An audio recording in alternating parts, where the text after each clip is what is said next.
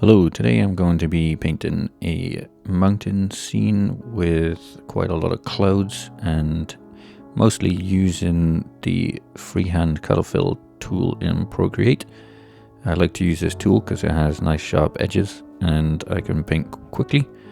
This painting took me about 30 minutes and no, maybe it's a bit longer, maybe it's about 50, and it's sped up to about 3 times mostly.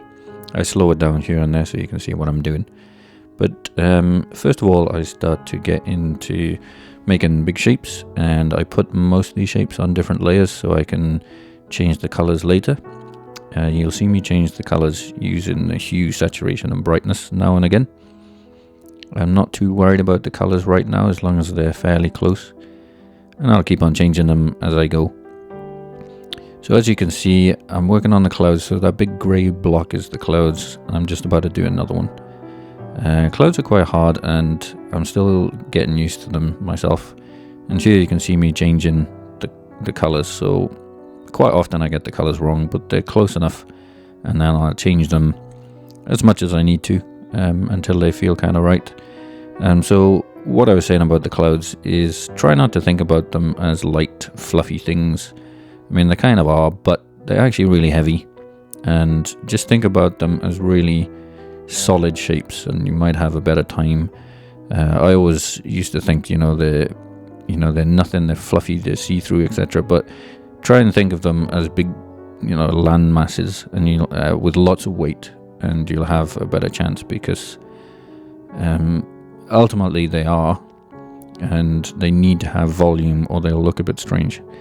So I'm not using any smoothing in this painting. I'm going for a graphic-y look, it's kind of vector look, without using vector tools, of course.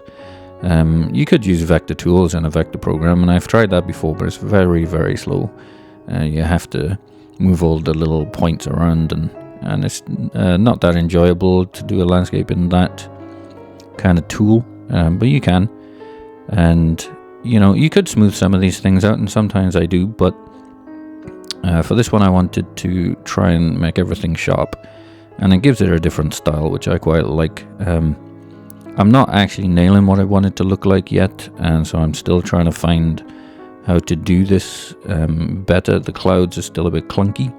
I want them, even though I'm not adding smooth parts to these, I still want them to look a bit more like clouds. They're a little bit too sharp still, so even though I'm using sharp, I'm doing on the layers, I'm doing like 3 levels to it, so dark, medium and light. Maybe for the clouds I need more, so you kind of get shading by doing different levels of the dark to light, so you don't have to have smooth shading to make it look like shading.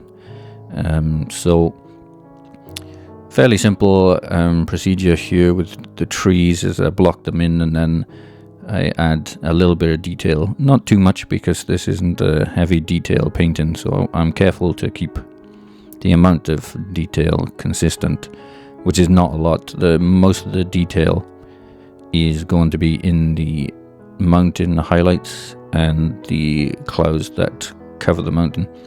The main reason is that's the focus of the painting. So if you put lots of detail down in the front, where the field is, it'll draw your eye away from what you're supposed to be looking at, which is the mountain and the clouds. So be careful to keep your detail where you want people to look, and it can be quite tempting to put detail everywhere because it's quite fun to paint, and I assume you're like me, maybe not, and you like putting detail everywhere because it is kind of the fun part.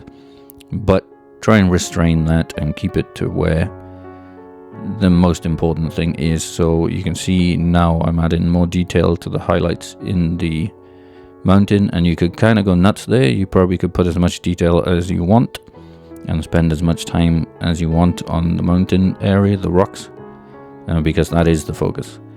And I spent a little bit of time, but I mean, this again, it isn't a heavy detail painting, so you don't want to go too crazy, and I want to keep it consistent. So I'm just wrapping up now here, putting little details here and there to make things pop, and I merged the layers again and fiddle around with the colors a little bit and how contrasty they are and how bright they are, etc. I always do that at the end, just to make sure it all kind of fits together. And it's an important step though, because it can correct quite a few things. So there we go, that's it. If you liked it, give me a thumbs up and a sub, and I'll see you in the next one. Thanks.